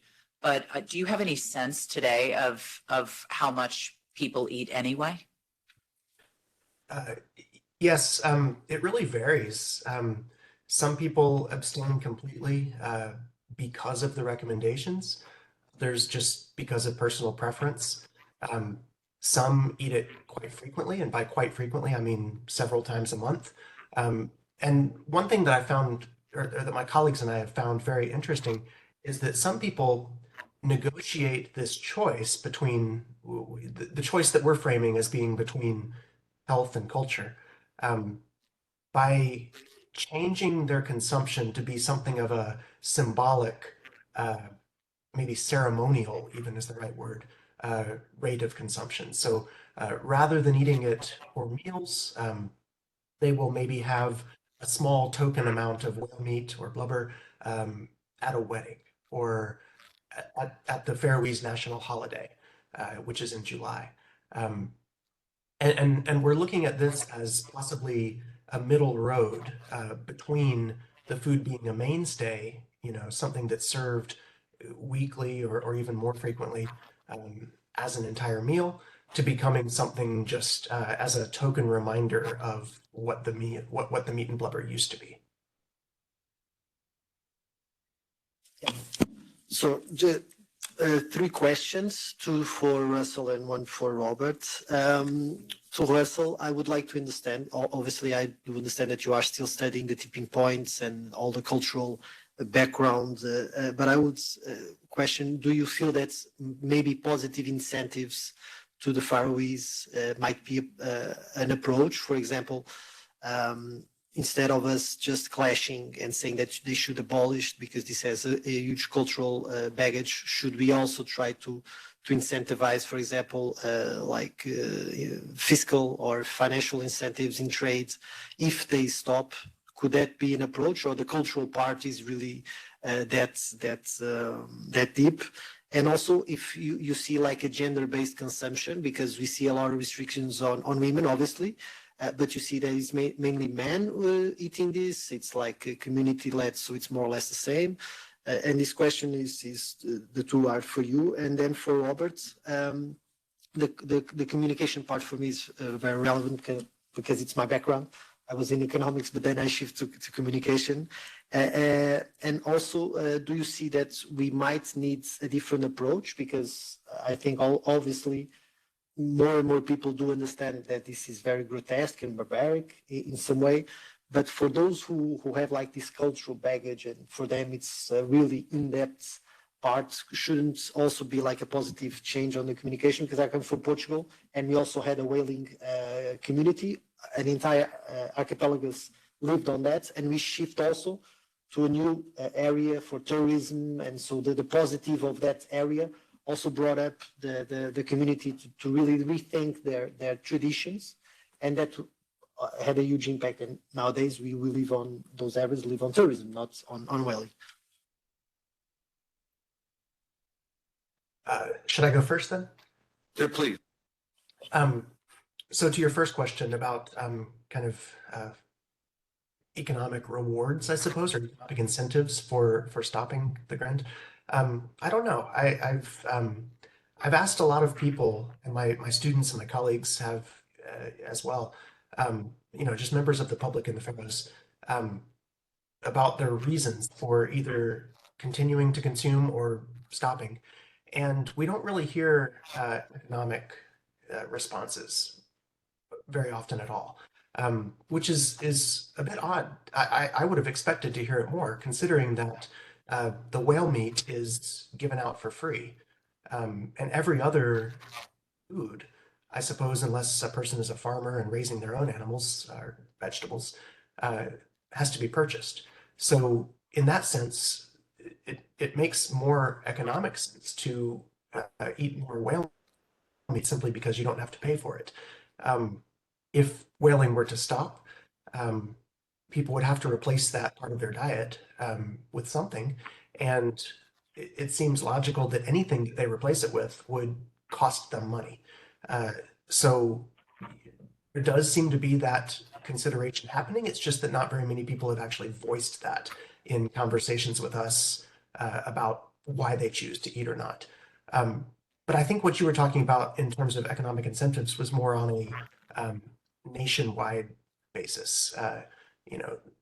Money not to the individual directly, but to the country. And again, I have to confess, I don't know. It's hard to predict. It's been mentioned here already that the Faroese economy is strong, and part of that is because of the subsidies that come in from Denmark. So I don't know. They don't seem to be a country that is in need. That said, I'm sure they would not refuse additional funds were they offered, unless they came at a cost of giving up something that they didn't feel was worth it. Onto your question about gender, we do. It does seem that there's a discrepancy between male and female consumption, and this is most likely in keeping with the dietary recommendations. There may be a historical part of that too. For many years, until the probably mid-20th century, women were forbidden from participating in whaling. And in earlier times, 1800s and before, women were actually forbidden from even watching the activity. And I've written a bit about this with a colleague who is a gender studies expert. We hypothesize that women's exclusion from whaling for many years has resulted in it being easier for women to give up consumption when they're presented with data that show that they're more at risk for the health effects. Since it's traditionally been a men's activity, and because the health effects are not as risky for men's health.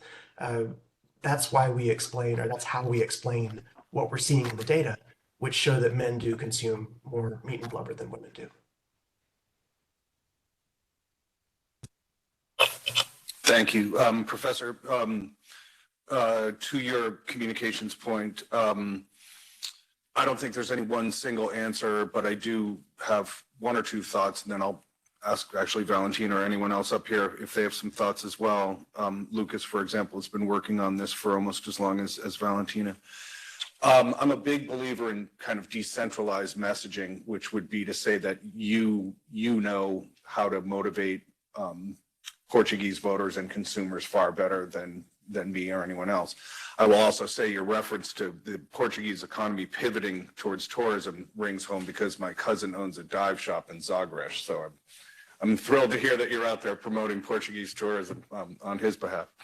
And then I think the other thing about this is, Heather could probably tell me, but I think between the two of us, we have an audience of roughly 2 million people, something along those lines. And so that's one side of it. And then when we see somewhat anecdotal data of less young people engaging in this, somewhat back to my point earlier, being concerned about footage of them being, captured and things like that. I think there's a window in there to cleave off the younger generation so that we might not be able to necessarily bring this to a close in the next few years, but we can essentially turn off the spigot of water that's going into the hose. So at some point it just generationally somewhat dies out. But I'm assuming, Valentina, you might have some thoughts on that as well, or Lucas or anyone else up here. I think it was about a month or two ago, there was a large article in one of the Faroese papers saying that the younger generation weren't too happy at this point about attending because they were afraid of getting their picture taking or being somehow connected to the killing of whales. So that's an interesting point. I haven't seen an article like that before. We do have anecdotal stories of people saying both that the younger generation are more interested in it now because of Sea Shepherd's history, but we also have a lot of stories from the older generations complaining that not enough people attend the hunts at this point.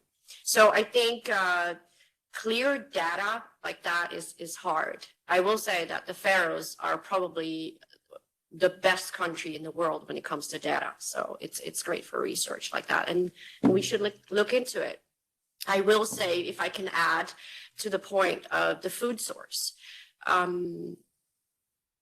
don't think any respectable whaler would say that this is a necessary food source at this point. Sea Shepherd has tackled that question for at least the last 4 years, looking into food waste. Because as we see it, the Faroes import goods for around 1.6 or 2 billion euros every year. And there's a population of about 55,000 people.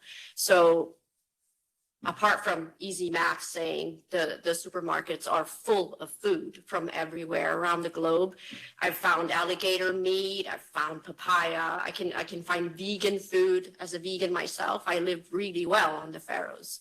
And in addition to that, we've done some, you could call it research, but we've done a lot of dumpster diving because we wanted to talk about food waste and whaling as a food source. And there is no way that whale meat is considered a necessary food source, because if you open up any dumpster in a Faroese supermarket, you'll find dairy, you'll find meat, you'll find bread. And this is not to criticize the Faroes for their food waste, but because that's a global Western problem. That's what we all do.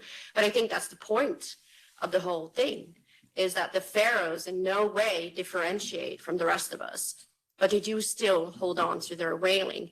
And I would say that that's an ethical concern. I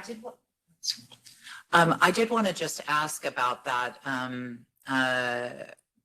about the percentage. I mean, Valentino came on to that about the when you were talking about, Russell, about your work on consumption, I was just wondering, and of course you went through the kind of numbers of whales killed, whether or not you had any sense of whether there is this whale meat is actually being consumed or what percentage of it is, because I think from the outside it's easy to look at the facts as we've talked about them this morning and say, clearly there's dietary advice that says you shouldn't have it.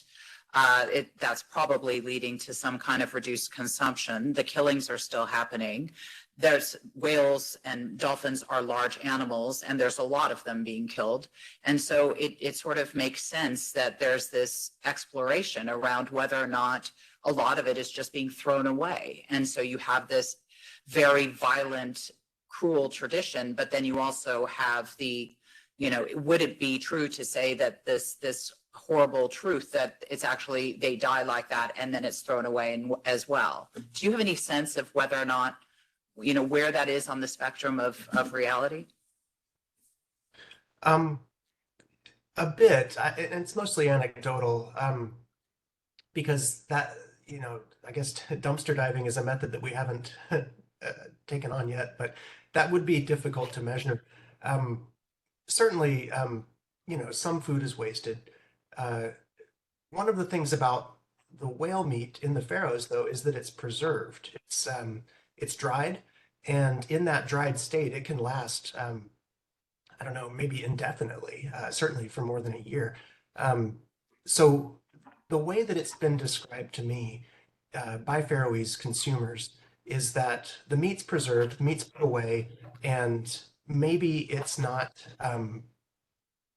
consumed right away, but it's kept for later as something of a backup supply against shortages in the future. And this probably has a historical component to it. The Faroese are well supplied with food now based on the imports that they receive regularly, but they weren't always, historically speaking. So I think it's kind of baked into the culture to put away food for a time of need in the future. And owing to its preservability through drying, whale meat tends to be one of those foods that is preserved.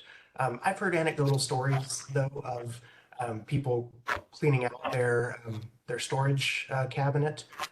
It's called a chala, and discarding old meat that never got eaten, particularly after a big grind when there's new meat provided. I don't have good evidence of that being a regular practice, and I certainly would not support the idea that the whales are being killed and then immediately their tissue is being thrown away. That's certainly not happening. The only example of something approaching that I know of is when they kill white-sided dolphins, as they did in the big 1,400 plus killing a couple of years ago. They don't typically consume the blubber. There's, I don't know, something about the taste. It's not preferred. They'll consume the meat, which is from the muscle, but not the blubber. And so there are instances of large amounts of blubber being discarded, sometimes incinerated, which sometimes gives the appearance that the food is just being wasted. But that's because that particular tissue type of the dolphin is not consumed. When it's pilot whales, they consume both the blubber and the meat, and the only parts that are discarded then are the internal organs and then the skeleton. Valentina, did you have a comment or statement? Sure, I'd like to comment a little bit on the wastage. I completely agree that there is no such thing as doing a whale hunt and then taking an entire family of whales that have just been killed and discard them. That doesn't happen. But what does happen is that at this point, what looks to me and to us is that the cuts of the whale is not as particular as it was back in the days. So food get wasted that way. That's one of the ways. Like back in the days, you would use everything because it was necessary. Like Russell said, you need to bring in the whales, dry up everything, put it in freezer here in modern days. But today, it's more of a prime cut thing, I would say. And in addition to that, or even if they see whales with tumors on it, obviously that's going to usually be discarded as well. And in addition to that, the young whales, the really young whales and the fetuses aren't eaten. So they get fully discarded, I will say, because apparently that's anecdotal from the whalers. The meat is rubbery, so they won't eat the really young ones. I don't know how young that is, but within like 6 months or something. Maybe you know, Russell. But to say that this is not a matter of catching one whale and throwing it out, that doesn't happen. It's more of a modern, let's use the stuff we like, and then when we discard half a carcass, it's obviously been cut, but it hasn't been fully used, I would say.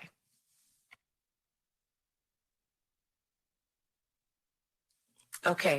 I just wanted to, does anyone else have any questions before? Yes. Victoria. Thank you very much. First of all, thank you very much for all the speakers and for gathering all of us around this subject. It was really, really interesting. So I have two little questions. The first one is about the fact that the meat is too polluted to be consumed. I was wondering about the fish, because I've learned today that there were a big trade of fish coming from the Faroe Islands. So I was wondering if the fish was fit for consumers. And my second question was, Anya said that there was an attempt of resolution about it here. So I was wondering what was the resolution about, if it was one of the two solutions that you said, one about the scientific and technical cooperation, or if it was related to the trade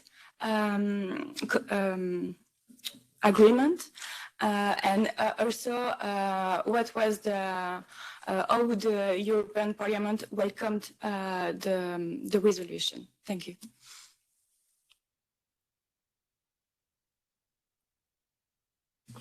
Well, I'm not sure about the resolution, to be honest, but I know that we tried in the Conference of Presidents, which is each group gathers and tries to push these reports to plenary to be discussed. We tried several times this issue, but it was always blocked. Specifically, this resolution, I don't know. I think it was the same process, so we tried, but it was blocked at the Conference of Presidents.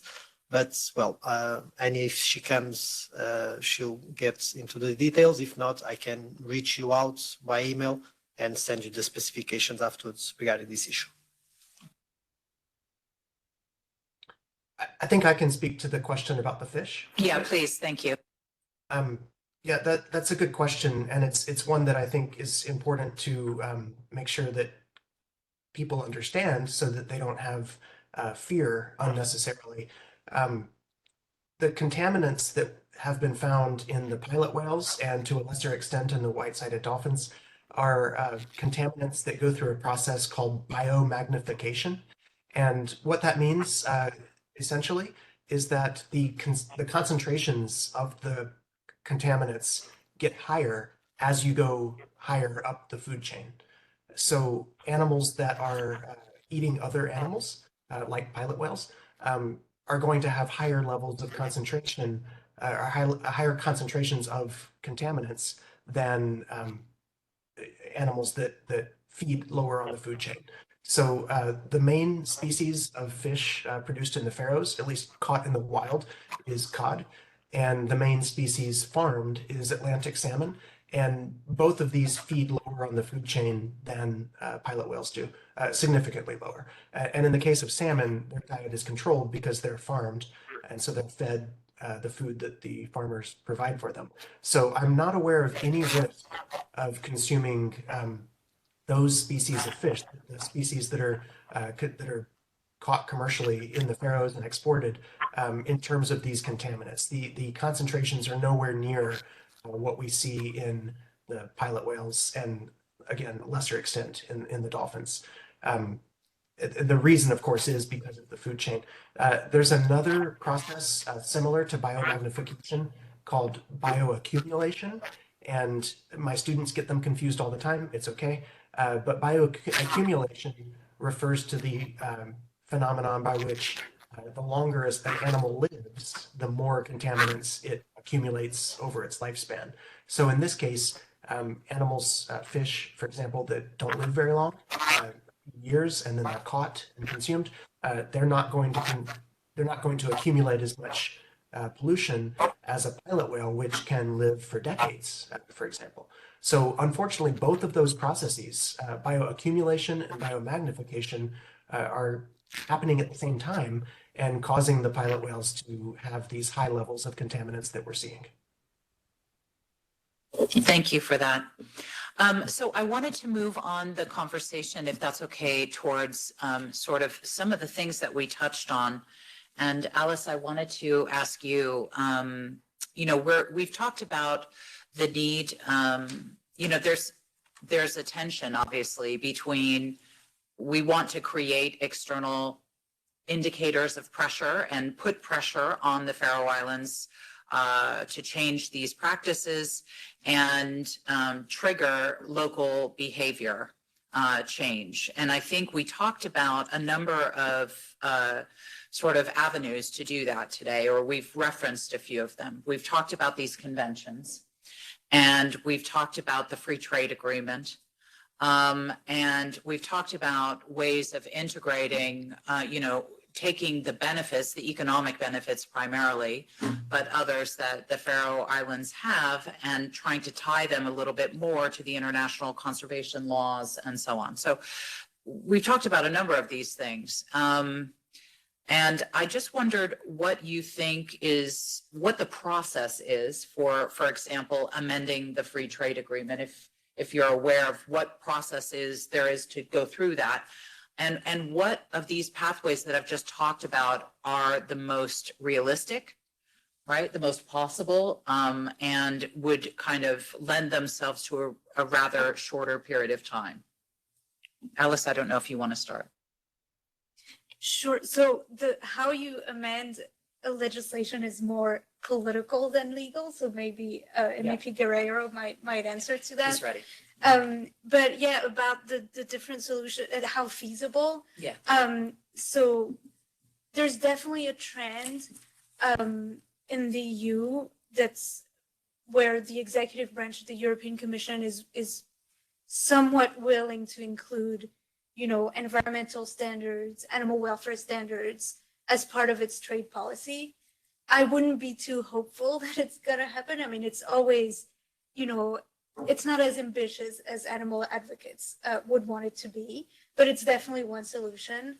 I thought the idea of working with private certifiers was really interesting because we've seen some success in other areas of food production where certain practices were really problematic. I think it has some potential to move producers towards using more humane, more sustainable practices. So I think that's a very promising avenue. And one thing, maybe it's more a question than an answer, but I know that some advocates in France and other countries where we have cruel practices that are taking place under the guise of traditions are happening. Some advocates are actually using international child protection laws too, because those traditions usually involve children. That's how those traditions persist, is because, adults teach children how to kill those animals. And so I don't know if this is something that, the coalition has been looking into. I haven't looked into whether the Faroe Islands is a signatory of those conventions, maybe not, but so that's maybe another possibility. Francisco, do you want to comment on the politicals? Well, politically, if you have the will, you have the power. That's easy and simple as that. So if the Commission would like to revise some of these trade agreements, they can make it. So it's just a political will. The parliamentaries have co-initiative legislative process, so they cannot start that revision, but they can ask the Commission to revise those legislations. But as it seems, we don't have the majority to push for that revision, but we have some tools that can at least bring the subjects into public arena, to the public arena. For example, written questions to the Commission. We can also try oral questions that then go to the presidents, the Conference of Presidents. If they are accepted, they go to plenary, and the Commission has to be there to reply. But we also tried that, and we didn't succeed. So on that level, that was already done. We can also try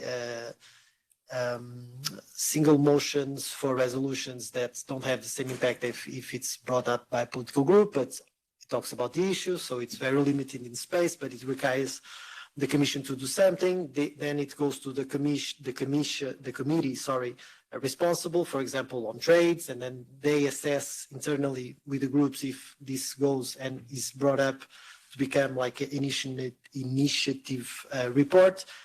Basically, traditionally, no one does because, well, it's more like a political tool that is used to talk about issues, but then the political groups already have their positions defined, so they block at that level. So we have several layers of actions that we could do, but I would say that now, and also you can write letters to the Commission and then they reply. You can try to gather as much support as you can in the Parliament. But I would say that now, especially that we are ending the mandates, it will be more politically and to voice our concerns, especially with these kind of things that I didn't know that they have, for example, support of Horizon 2020. And so this for me is nonsensical. But yeah, we are stuck to the procedures that we have, and in the end of the mandates, they won't do nothing. So this might work to create some political leverage to the next mandate, and let's see how the composition of the Parliament and the Commission will be in the next 5 years, because, well, it depends a lot on that also.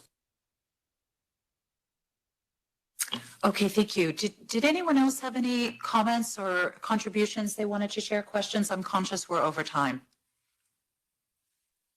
If not. I have a question just on the web. We have a question. Okay. So we had something come in online that says the largest slaughter this year would have fed the entire population for a year, assuming everyone was an adult and had no dietary requirements. Russell mentioned that they salt the fish. However, wouldn't it be better to distribute that further than the local community? There wouldn't have been a need for any other hunts in the year if it was. And why doesn't the catch limit reflect the dietary requirements that have been set by the government? Which one, Russell, I don't know if you have any thoughts on that. Sure, yeah. So as to the first, the distribution, it's a very old traditional system of distribution. It's been modified over the years, but they still adhere to these districts, these district boundaries, which kind of limit the area through which the food is distributed. There are exceptions made sometimes when there's a particularly large catch. I don't know which one the questioner was referring to, but if it was a really large catch, it sometimes could be distributed across district boundaries. But there's kind of some historical inertia there, that people view themselves as being within a whaling district, and the beach on which the whales were killed really determines which district population is going to receive the meat and blubber. It's an old traditional system that would be very difficult to make major changes to. As for the limits, there actually is no catch limit for pilot whales. There are kind of ad hoc limits that are created as is seen necessary. If a particular district is known to have adequate food in storage, adequate meat and blubber in storage, then the authorities will either forbid a potential hunt, or they will direct the whales to another beach, or they will declare that the kill will take place in the district, but that the food will go to a different district. So a little bit contradictory to what I said before, but it's a special case. There is a newly established catch limit for white-sided dolphins that was set in place after the massive kill that took place 2 years ago. But even that limit is 500 dolphins per year. And if you look back over the historical records, there's never been a year where that number was even approached, except for 2021, which included the massive kills. So really, I think the new limit for white-sided dolphins is intended to prevent that kind of massive kill from taking place again, but not actually to restrict the catch lower than it has been historically. There's been discussion about whether a catch limit should be implemented for pilot whales, and thus far, in the many hundreds of years that the Grind has been happening, that's never actually been implemented by the government. Okay, thank you so much. So if there's no further comments or questions, I just want to thank all of Russell. Thank you so much for getting up so early in the morning and for such an interesting contribution today. Alice, thank you for giving us the legal perspective. Heather, Valentina, and Roger from a Sea Shepherd perspective, thank you. And of course to Francisco and Anya, thank you for hosting us and for taking the time out of your schedule. So just to say, this is the beginning of a series of dialogues that we are planning on hosting. The next one is going to be on January 16th, so actually not far away. We want to continue the conversation. I think I found it really, I mean, even as much as I've worked on this, I learned a lot today. So we want to continue that conversation. I hope that we will get more yeses next time from those that don't necessarily share our perspective. For everybody, please do go to the Stop the Grind website, sign up for our newsletter. We publish it every month. And I just want to thank you so much for taking the time today. So thank you.